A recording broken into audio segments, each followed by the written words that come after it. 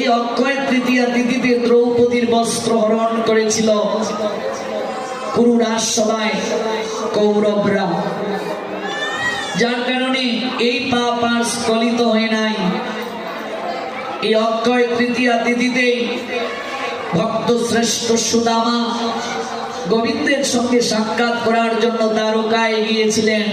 এদিন সুদামার সঙ্গে গোবিন্দের মিলন হয়েছিল। এই অক্ষয় তৃতীয়া তিথিতে মর্তধামে গঙ্গার আবির্ভাব হয়েছে।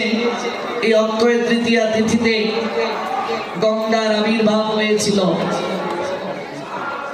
এই অক্ষয় তৃতীয়া তিথিতেই ভগবানের ষষ্ঠ অবতার পরশুরামের আবির্ভাব হয়েছে। এই অক্ষয় তৃতীয়া তিথিতে অন্নপূর্ণা দেবীর আবির্ভাব হয়েছে। এই অক্ষয় তৃতীয়া তিথিতে মহাদেবকে আরাধনায় সন্তুষ্ট করে কুবের ধন সম্পদের অধিকারী হয়েছিলেন। দেবতাদের রাজসভার যিনি কোষাধ্যক্ষ তিনি হলেন কুবের। অর্থবিত্ত বৈভবের তিনি মালিক হয়েছিলেন। বৈভব লক্ষ্মী এদিন কৃপা করেছিলেন। এই অক্ষয় তৃতীয়া তিথিতেই জগন্নাথের রথযাত্রার কাজ শুরু হয় পুরী ধামে। এই